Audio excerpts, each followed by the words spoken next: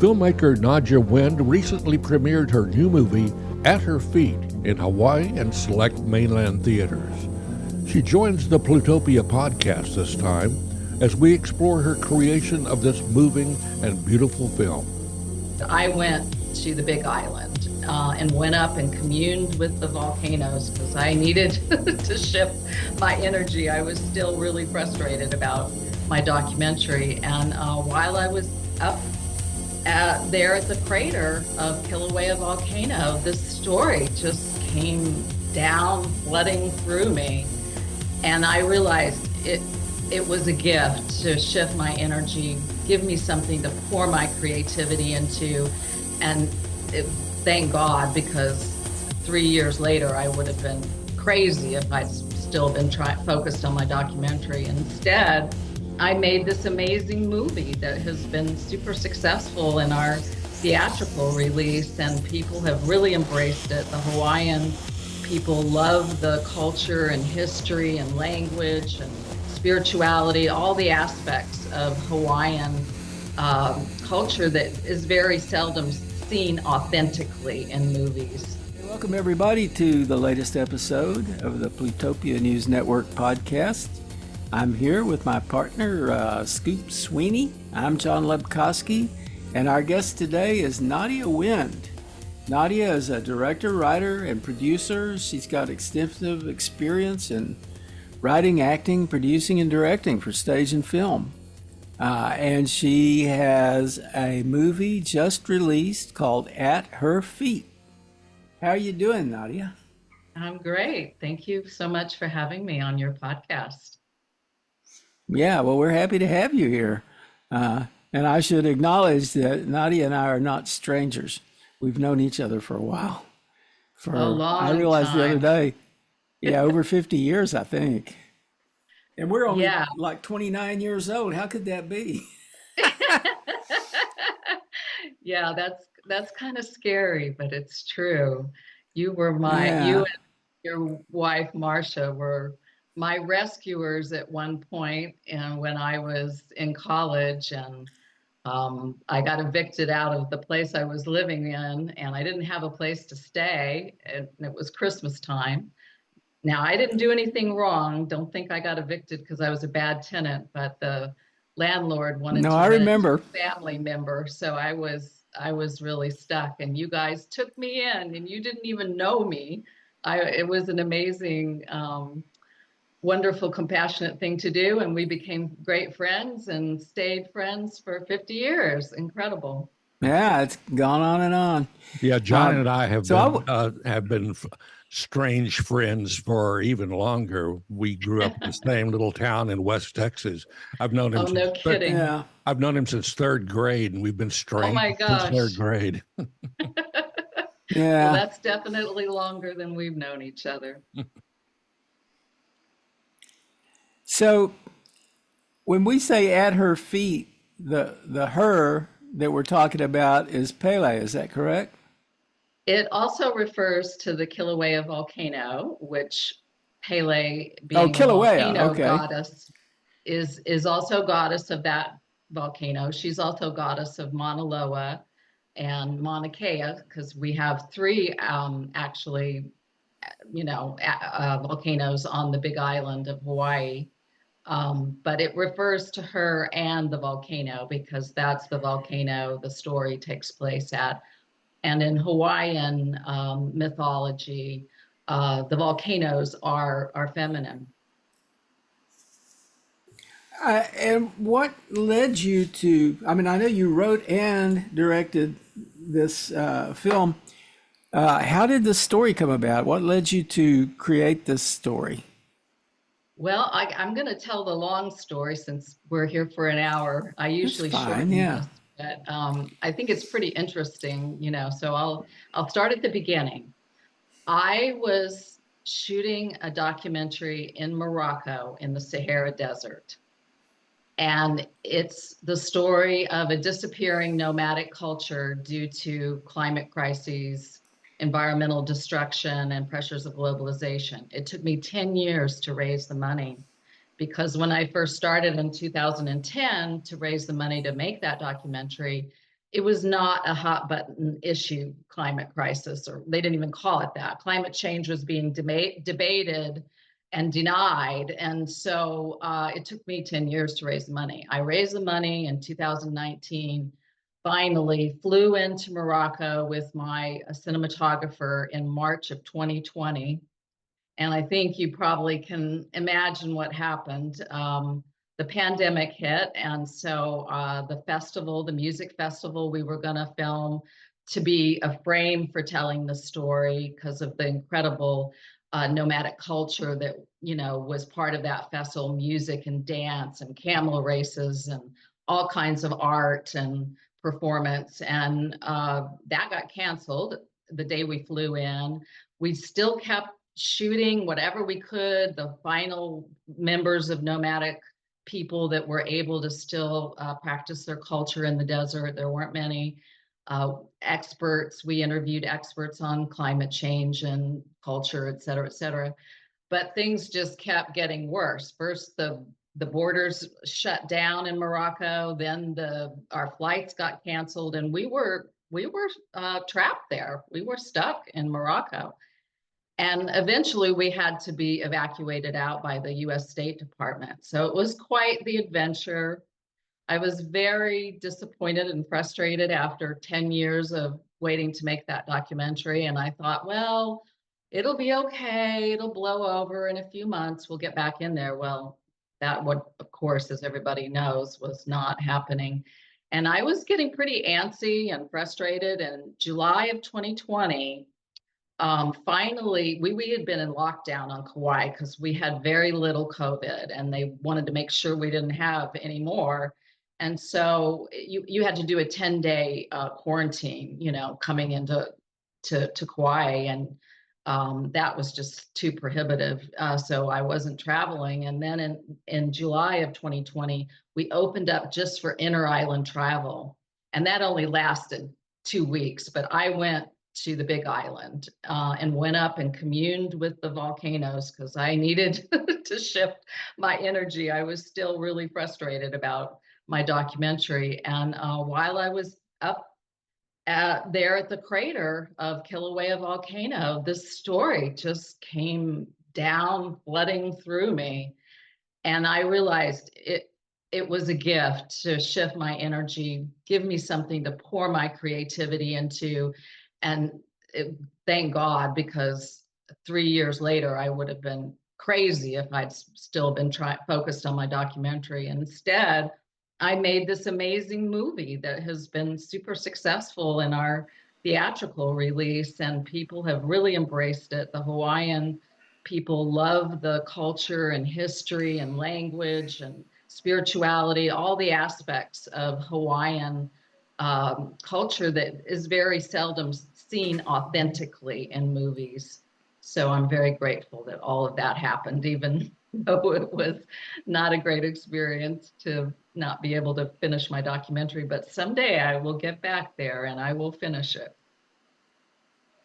Well, a couple of follow-up questions there. One is, when you commune with the volcano, how does that work? I mean, were you just putting yourself in the presence of the volcano and kind of feeling its energy?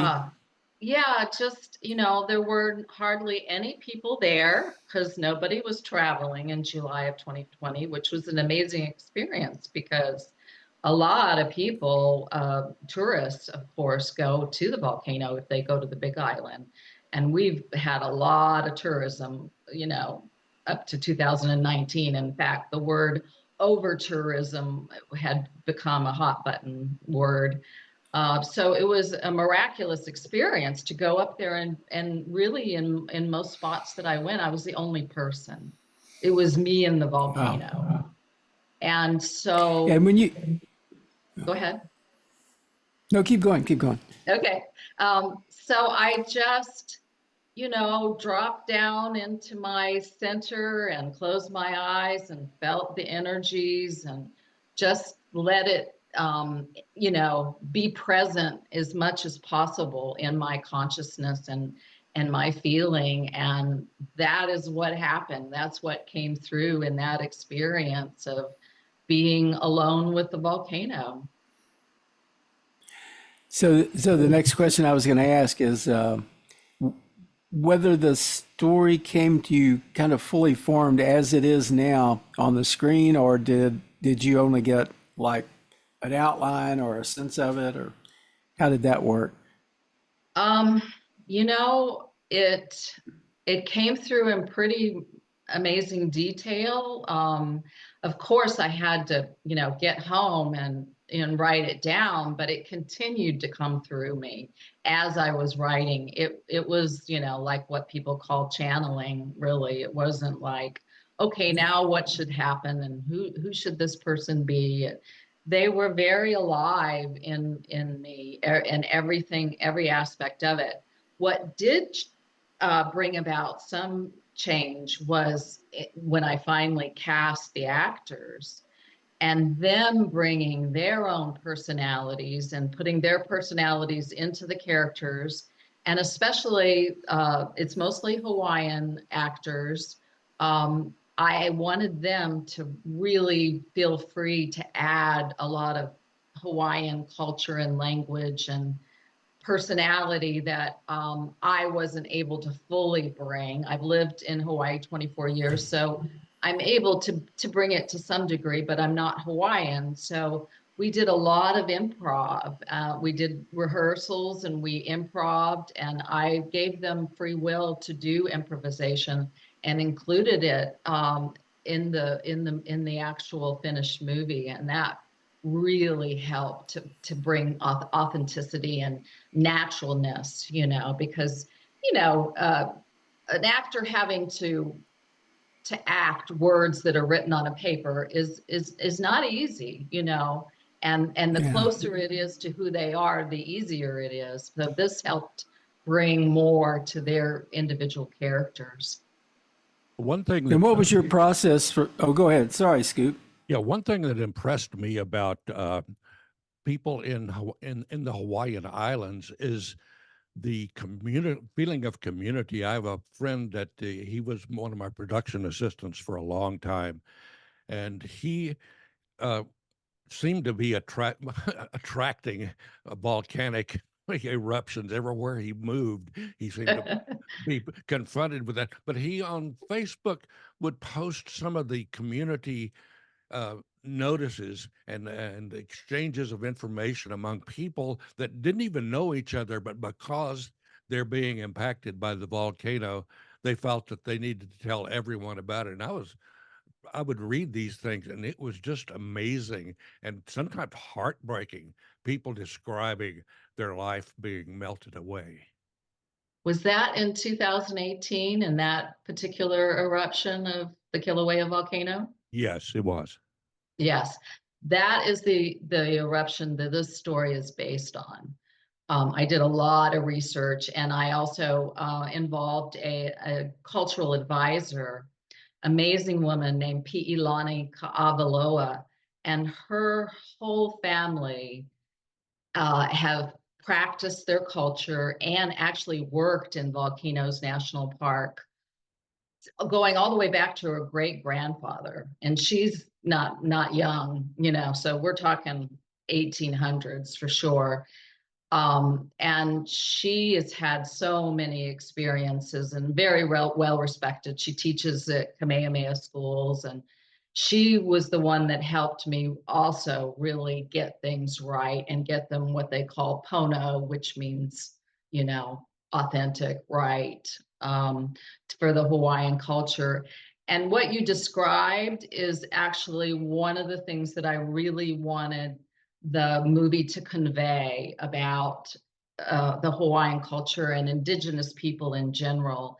And I think it's a really important value that for right now on our planet with all the challenges that we're facing, climate crises, pandemics, war, food, water insecurity, on and on and on. We're in the midst of it. And a lot of the sophisticated modern culture has left behind the simple indigenous values like unity, sharing, that we need so much right now because there's so much greed and hoarding of resources. And the indigenous people just naturally, it's part of their lineage, going way back. They know, they were small groups for thousands of years on the planet. They had to cooperate.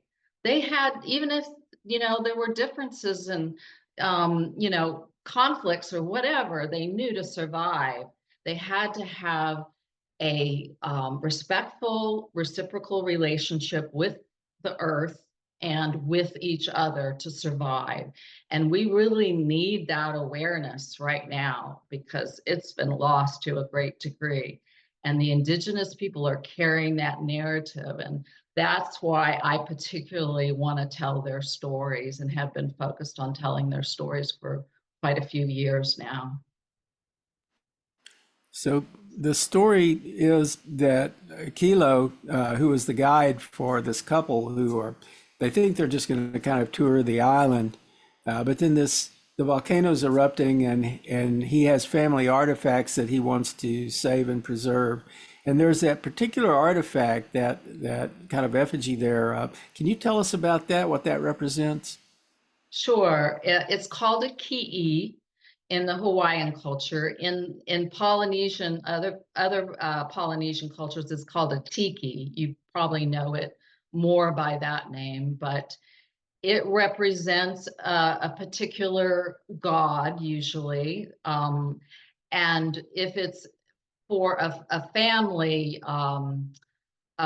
member, or, in this case, it's found in a cave, in a family cave, it's an ancestral guardian. It has a lineage that the particular family traces their ancestors back to.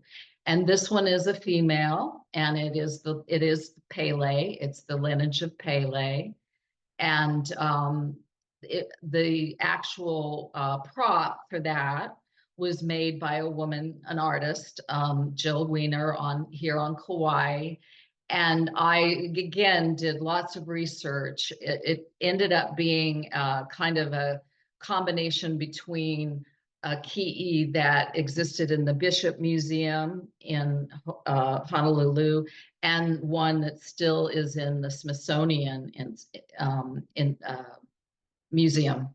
And so we did it as authentically as we could. And it feels very powerful, and especially Hawaiians have reacted to it in a way that, I think I hit it hit the nail on with the hammer, on that one. Are you getting feedback from Hawaiians that either positive or negative about the film? I know I've read some feedback I read the Rotten Tomatoes feedback, and what is it, 97% audience score on Rotten Tomatoes? Yes, we're up to 25 reviews, I think, and 97%. Yeah. But we also, we had Maui Aloha TV came to most of our screenings and filmed at the screenings, and then after the screenings asked people their opinion. And so they just gave, an impromptu short review on camera, and most of those were Hawaiians. And, they've been so appreciative and grateful and thanked me. And some of them had tears in their eyes when they said, we're just so thrilled to have an authentic movie that represents us, that isn't cheesy, that isn't Hollywood, that really feels like it depicts who we are in a respectful way. And I've just had so many versions of that. I have not had one negative comment from anybody at the screenings, because we've been doing Q&A with myself and one or two cast members at every screening that we've done. And you never know, what you're going to get. And there's usually at least one person who's going to grumble about something. And so, I was prepared for that, and it has not happened. I am happy to say everybody so far has totally embraced the movie. Can you say a little bit about the process of selecting the actors?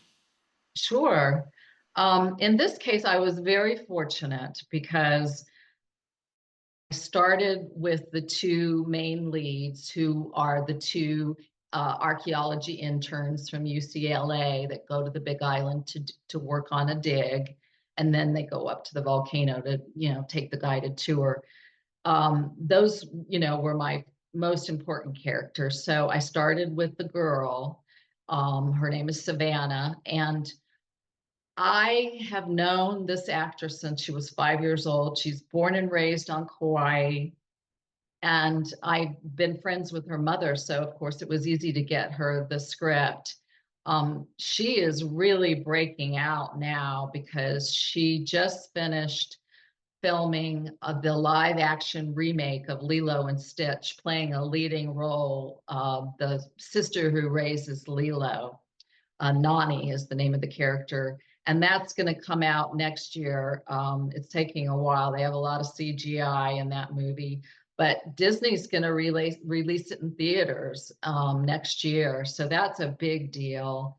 And since then she's done a psychological thriller that she just completed. She's really breaking out, and she's a great person and such a good actress, and she was wonderful. And so I had to interface with her agent and her manager to cast her. And I asked the manager, because she's known in Hollywood, Susie Maines with Trilogy Talent. She's known for representing young up-and-coming actors. And so I said, do you have an actor that could play the role of Matt, the other UCLA intern? And she says, as a matter of fact, I think I might have the right person. And he was perfect too. Noah Alexander Gary.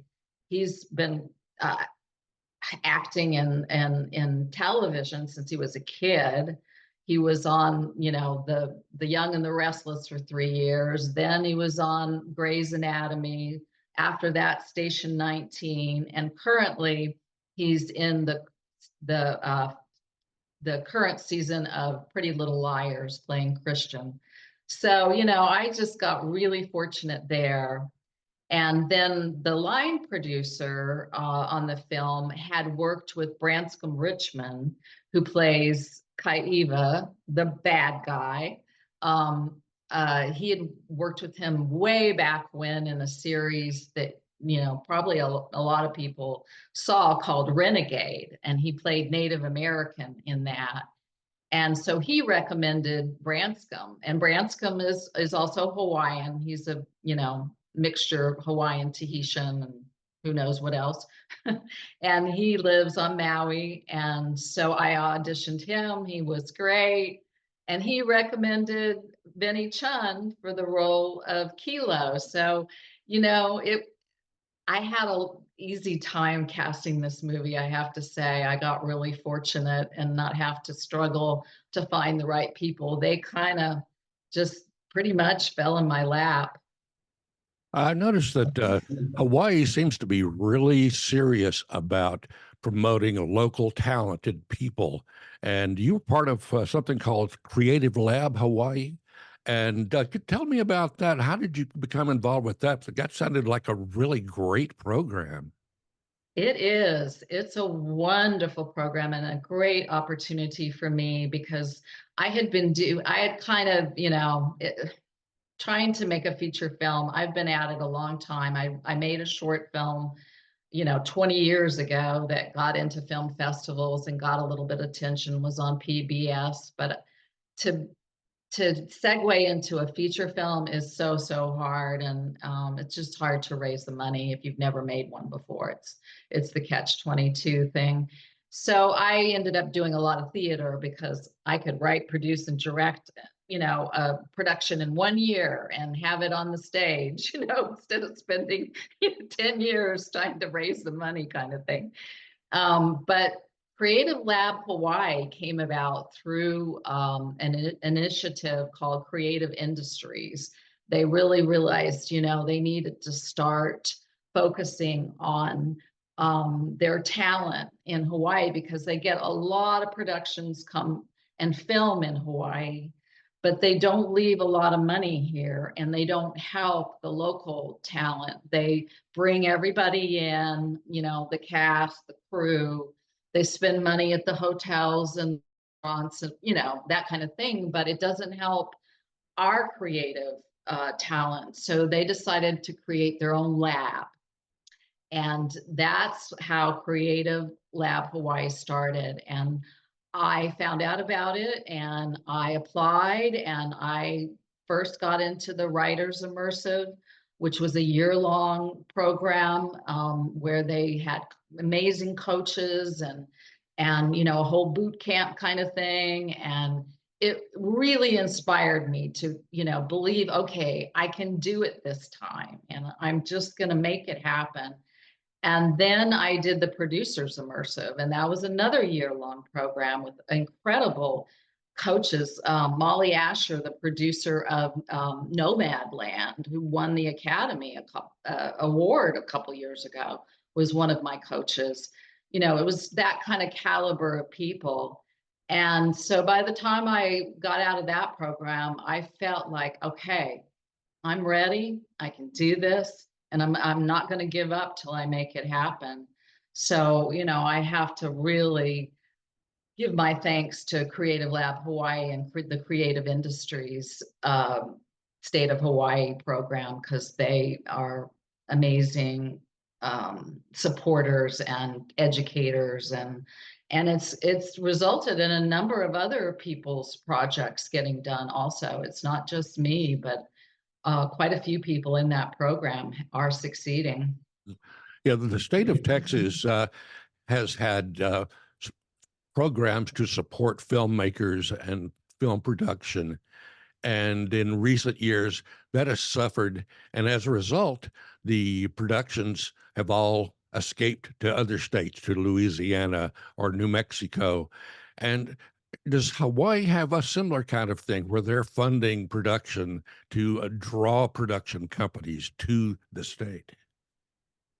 I would not say they are investing money in it at this time, but the people that in creative industries, for example, are really trying their best. I think it's kind of a perfect storm right now. It's not just, Hawaii or Texas, or the industry is in a sea change right now. And with the strikes that happened, and a lot of other factors, monopolization of companies, and a lot of the smaller production companies and studios have gone out of business, and I think everybody's being affected all over the world, but especially in the US. And so what's left that's able to mount a production, they're looking for the biggest tax break. So, if it's in Louisiana, if it's in Georgia, wherever it is, they bypass for sure Hawaii, and, perhaps Texas or wherever, because they've got to make every little penny count, because it's just really hard to at this point in time, as things are in such a shifting landscape, to make a profit on an independent film, particularly. You're going to be debuting the film in theaters here in the States, I understand, and I saw a listing of you're going to be in my favorite movie theater on the entire planet, and that's in Oakland. I lived in Oakland for about 20 years. And the Grand Lake Theater is a palace of movies and political consciousness. It's one of the most incredible theaters I've ever encountered. And I've been to a lot of theaters, but I was really thrilled that you're in that particular house. Oh yeah, we're super excited too, because it's like, old Hollywood glamour. It's a vintage theater, but it's been renovated, so it's not like it's decrepit and falling down. It's beautiful. It's full of gilt and velvet, and it has like, I think 4 or 5 theaters, and they're all large. I think the smallest one is like 150 seats, and it goes up to the main auditorium at 620 seats. It's huge. And so we're really excited to be there. We're going to, just in case anybody's in the area listening, we're going to be there on the 28th of this month, 7 p.m. And we'd love to have you come back out. We've got a lot of seats to fill.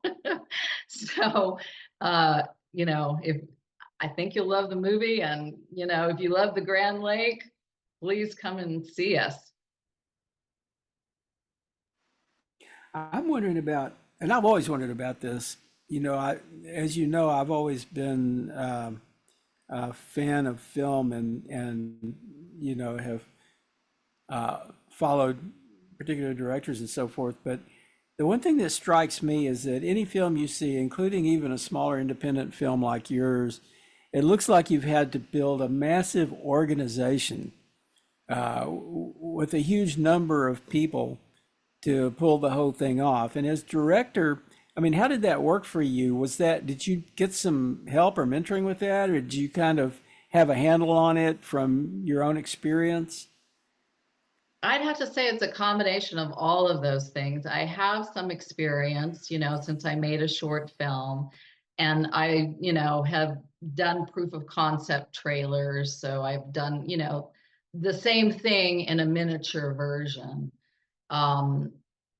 We did get a lot of help from various people, like even our line producer. He hadn't really line produced, but he had produced, and he brought in someone that worked with him on Renegade, Sanford Hampton, wonderful man who's done tons of independent film. And he was like a mentor and just helped us with a lot of little details that you wouldn't know unless you had actually produced an independent film before. And since we were using Screen Actors Guild actors, we had to sign what's called an ultra low budget contract with the Screen Actors Guild. And that's very complicated, and so many details and so much, paperwork and, insurance and this and that you have, all the hoops you've got to jump through to do that. And, you need somebody who's done it before to show you the way. So we got a lot of help from various people, and of course we had to do our own research and trial by error on some things, but we pulled it off. But I have to say, it is one of the hardest things I've ever done. It wasn't easy. Well, the cinematography was pretty striking, and I kind of wondered about that. One question is how you found and interacted with your cinematographer, and another is, I mean, the colors are pretty amazing. Did you have like a person dedicated to color coordination? Yes. So I got lucky again finding my cinematographer. My editor, who edited my short film, was editing a film of a woman who made a film in Hawaii, another ultra low budget film right before us. And Jim Orr, who was our cinematographer, was her cinematographer. And she'd actually done several movies with him. So he put us together. I gave her some advice about shooting in Hawaii. And then after she finished the film, I contacted her cinematographer, and it was just, kismet. I looked at his reel, and the word that came to me after I watched it was wonder. It was just so full of childlike wonder. And that's the feeling I wanted to have people come away with, seeing the landscapes of Hawaii Volcanoes National Park, because it's varied. It's not just, the old lava flows, which we shot on a lot of that because they're, getting off the volcano, trying to get to the ocean and escape the lava. But, there's rainforest and the lava tube, and there's cliffs and mountains, and, there's all kinds of things. And I wanted people, because most people have not seen that. If you haven't been up to Hawaii Volcanoes National Park, you would know about all of that. And And he was wonderful. He was just a really easy person to work with and supportive of everybody, and kind of helped bring the whole crew together. And then he and the woman director that led me to him recommended, and also my editor. These are all Northern California, Bay Area people. I lived in Santa Cruz for 10 years, and that's where I shot my short film. So I have a little bit of community up there. And they recommended the colorist, Gary Coates. He's incredible. He's been working in all facets of post-production for, gosh, I don't know, 50 years or something, or close to that. And he's now a colorist for Pixar. He's top level colorist. And he fortunately gave us a good price, because we can't compete with Pixar in terms of salary, but he believed in the project and he wanted to do it, and he just did an amazing job with the color. It pops, but it's real. It feels natural. It doesn't feel like, a Disney movie, which wouldn't be appropriate. One of the actors that I thought you did a really good job directing was Kilauea. I had visions of you saying, "Cue the volcano." But I'm wondering, with all of those lava flows and the activity with the volcano, did you have to use VFX for part of that, or were you Yes, actually there at the lava flows? No, it was not flowing when we shot. There have been a number of, eruptions, although most of them have stayed in the caldera. But there have been a few that have, gone further. And of course, Mauna Loa, Kilauea's companion, had a big flow in 2022, right after we shot. But I did have to use a visual effects company in Los Angeles. And it was a really interesting experience, because I had studied volcanoes and studied lava to get this right.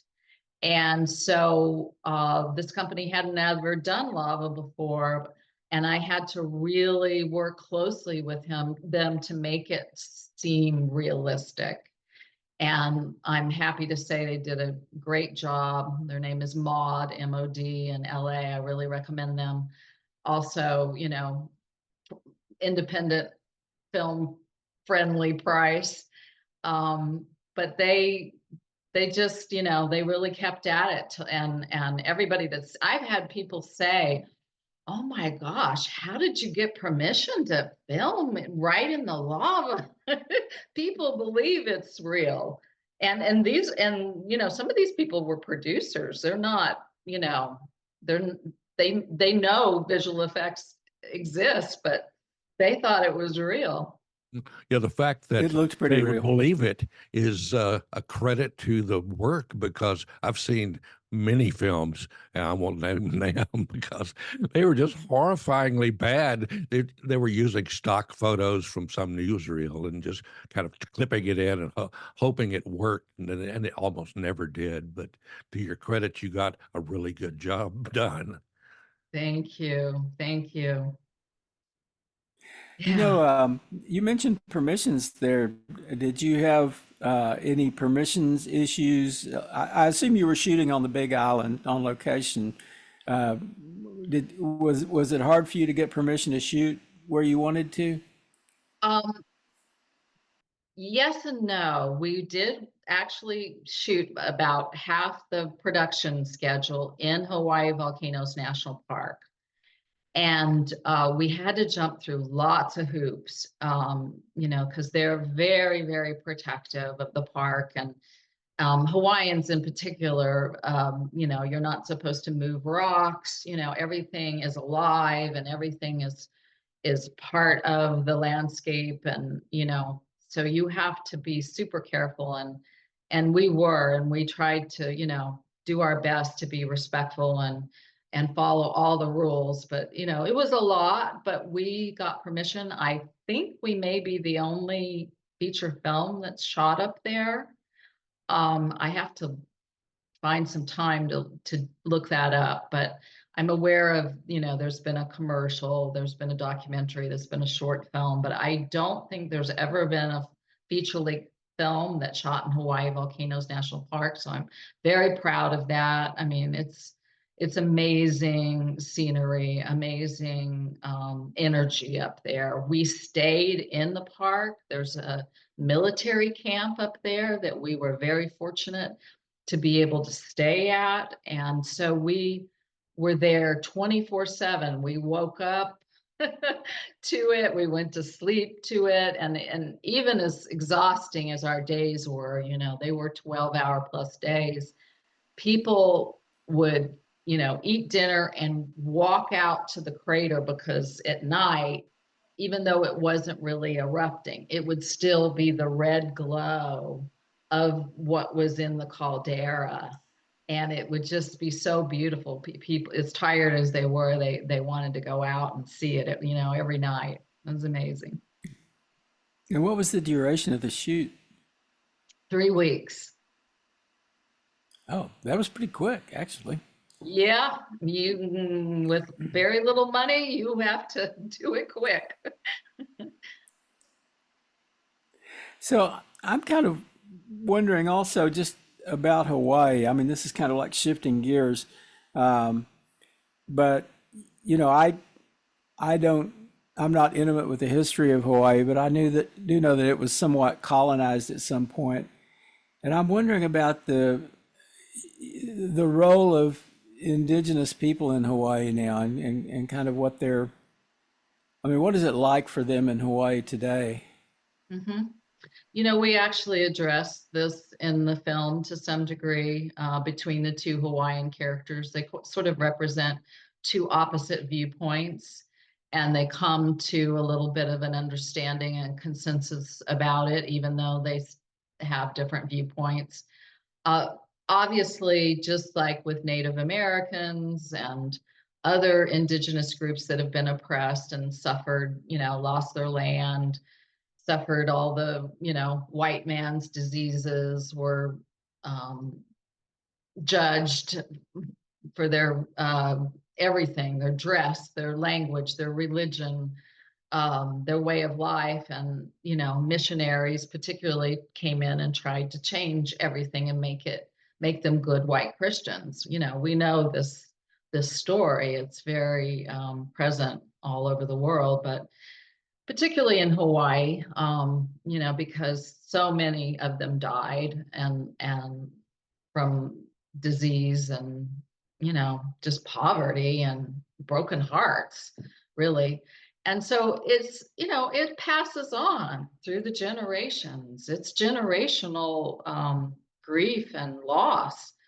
And so it is present, absolutely, but there is a big movement that's been going on for about 50 years of a renaissance of the Hawaiian culture, the language, to understand the history, the Hawaiian immersion schools, hula, hula schools, and all sorts of resurgence of the culture, and healing and forgiveness are, being embraced. But there's still quite a bit of anger and resentment, understandably. And so I really wanted to address all of that in the movie. And I don't want to give away everything, but I've been thanked by many people for, dealing with very sensitive, delicate subjects in a way that felt respectful and honoring of all people. Yeah, I can say I didn't expect the resolution that we got there. I mean, I won't go over the plot or anything like that, but I think that there was a powerful feeling at that point in the film, and the film comes to a resolution that is well, it's affecting, I guess. That's what I'm trying to say. Right. I'm happy to hear you say that, because I know you can usually suss out the end of a film, how it's going to play out. So I'm glad you weren't able to with this one. I'm one of those people who's often teary-eyed at the end of a film, you know. So I do. I have a lot of emotional resonance with storytelling via film, and a great appreciation for it too. Were you influenced by any other filmmakers in the making of this film? Um, I'd have to say, and I'm just blanking on his name. I'm embarrassed that I can't think of his name. Famous director.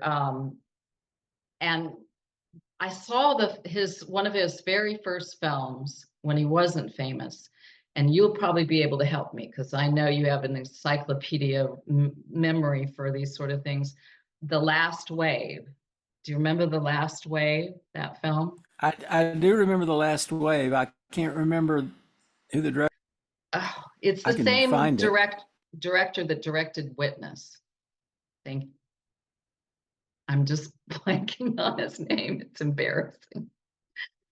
Don't Gonna have worry, to go. John will Google that. Yeah. I'm Thank sure you. he Well, has no, I mean it is hard to remember sometimes. I mean there's so many films and so many directors, and I know that you like to see films too. I mean, you see just so many. It was Peter Weir, Thank you.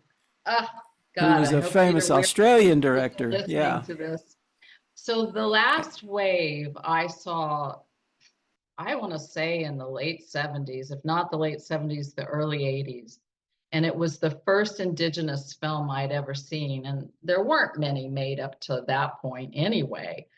And I was blown away by it. I just, what we call in Hawaii, I had chicken skin where, the hairs on your arms and your goosebumps come out, through most of that film. And then when I was in Creative Lab, Hawaii, and I was looking for comps, they want, you to compare a movie that you're working on to other well-known movies so that you can tell people, well, it's kind of like this movie, or it's kind of like this movie, or it's a cross between this and that movie when you're describing it. And the other film that I was working on is going to be my next film. It's called Ghosts of the Sinclair Plantation, and it has a lot of, it's a supernatural murder mystery. So in The Last Wave, it's a detective or not a detective, he's an attorney who's representing some indigenous members of the Aboriginal people in Australia who've been charged with murder. And they didn't do it, of course, but he's trying to find out exactly what happened and if they're guilty, and how to defend them and all of that. And all these supernatural things start happening. But it gave such a powerful feeling of these people who live in a sort of a different dimension almost. The way they experience life on this planet is not like your typical Western people. And they're living, in what they half and half, in the dream time, what they call the dream time. And all these things happen and they're very powerful. And so I'd have to say that was the most influential film on my writing and eventually my directing, Ghosts of the Sinclair Plantation. This film has more realism in it than the other film that I'm going to make does, but it also has Pele as a presence, and kind of the elements that are that indigenous people feel are alive in the landscape. They really believe that, rocks are alive and hold consciousness, and plants and animals and the clouds and everything is to them alive and part of their world. It's a different perspective. Yeah, that's a film I will definitely put on my list of ones to watch for because it's a rarity in Hollywood, especially. I found out about indigenous culture when I was a child, and I turned on what was the movie of the week, which was an old western, and my mom came in and turned it off. And that's when I found out my grandmother was born and raised in Indian Territory before it was Oklahoma, and she's Choctaw. And I never knew Wow. that. And I suddenly became immersed in Choctaw culture. She sent me up to spend summers with my grandmother in Durant, Oklahoma, which is the basically the capital of the Choctaw Nation. And How amazing. I became very aware of what it is to be indigenous just from being with her and hearing how she was taken to an Indian girls' school and Hmm. educated, and they had to sneak off into the field to be able to speak Choctaw. And Right. there was a lot of that I'm sure in Hawaii and Australia. Yes. It, it, Same exact thing. the plantation culture was basically a white supremacist way of converting these Aborigines to whatever they wanted to convert them to, usually a cheap workforce. Yes. Well, by the time they had the plantation culture, the missionaries had pretty much already accomplished that in Hawaii. They didn't have to do much else except, continue to subjugate them and try to get them to work for them. But yeah, the missionaries were very successful in Hawaii.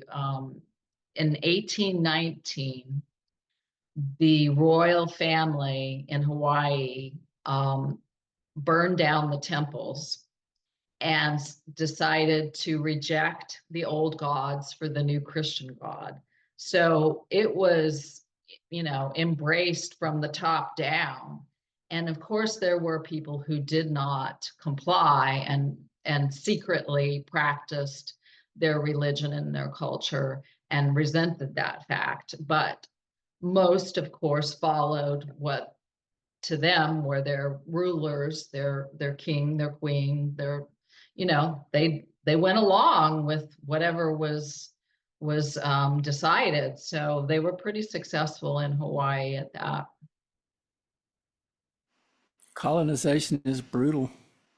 Yep. It really is. I was thinking about getting back to the last wave. You probably recall that one of the actors in that was a guy named David Gopalil, Yes. an Aborigine, and he Hmm. was in another film called Walkabout. Do you remember Walkabout? That was by Nicholas Yes. Regg, That and was another that was a one very I powerful saw. film too. Yeah, in that Yeah, same time period. Yes, that was an amazing film too. They were both, you know, I just hadn't seen anything like that before. And I remember being so affected. I didn't know, of course, I'd ever get involved in filmmaking at that time, but I do remember how powerful those two movies affected me. I remember the first thing I recall you doing in film. You had a small part in Blood Simple, right? With the Yes. Coen brothers. Yes, yes. Unfortunately, my scene ended up for the most part on the cutting room floor back when they actually physically cut movies. Um, I can be seen in a scene in the bar for an instant, but that's I it. The remember. rest of it didn't end up in the final film. They shot a lot of film and had to cut a tremendous amount to get it down to what ended up being the Blood Simple movie. Yeah. But it was And fun. weren't you It was an beheaded one time in a film? Oh yes. Were you be? Yeah, I lost your wasn't head. beheaded.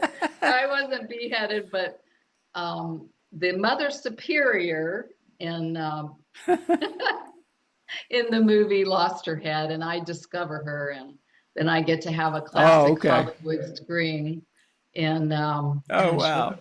what's the name of the movie? Silent Night, Deadly Night, Part Two, or Yeah, something. yes. Is that it? Silent Night, Deadly Night, Part Two. Yeah, I Funny played that I remember that. Sister Mary. Sister Mary. Yeah, it's You, funny.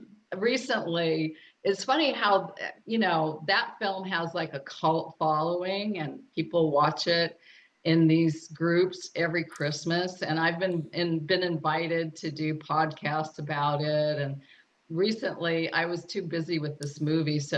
But this group in England wanted to interview me about my role in the movie.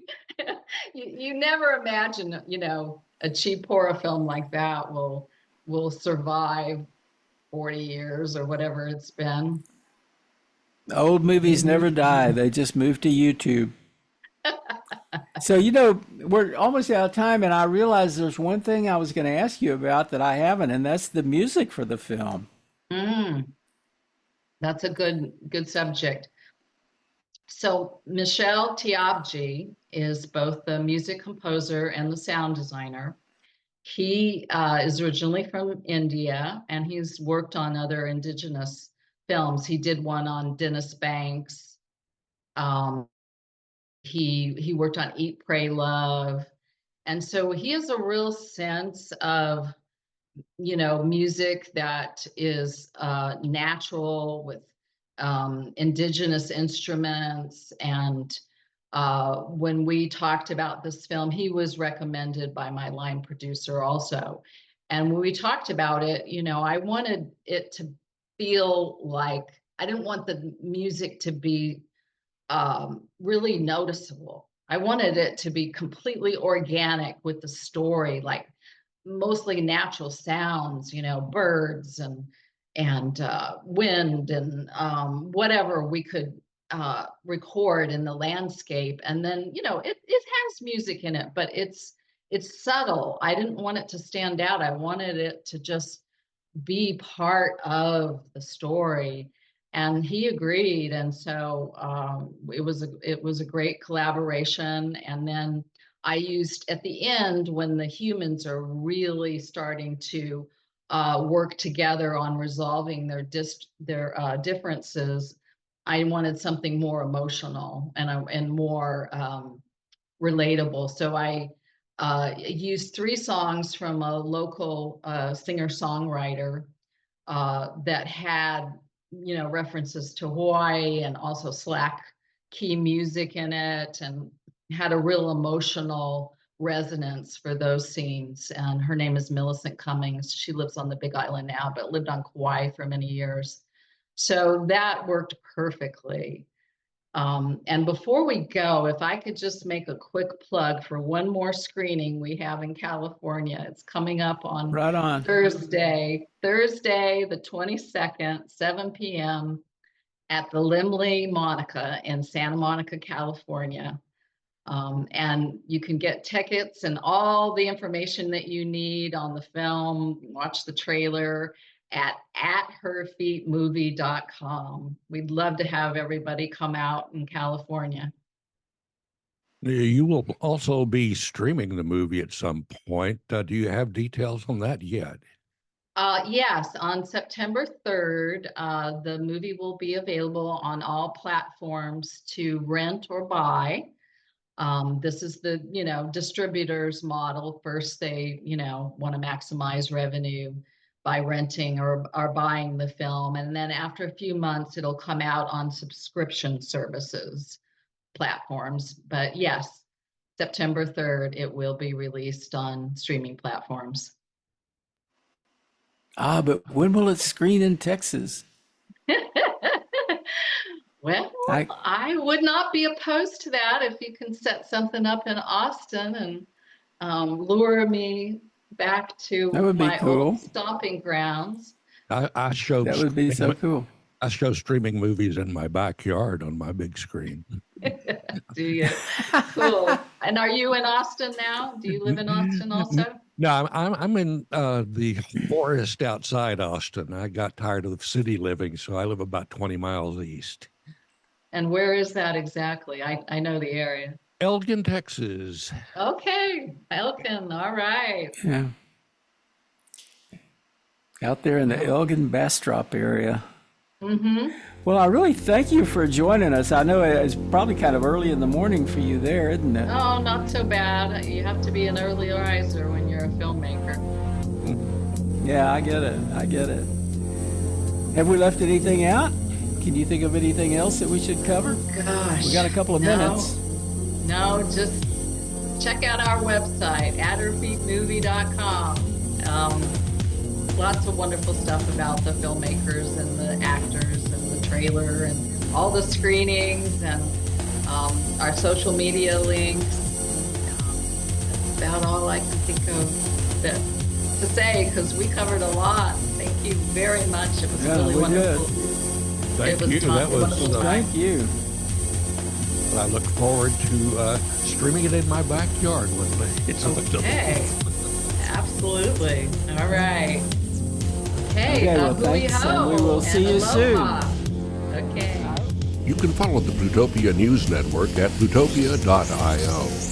On Facebook, go to @Plutopia News. On Twitter, it's @Plutopia. With John Lepkowski, I'm Scoop Sweeney. This is the Plutopia News Network, 20 minutes into the future.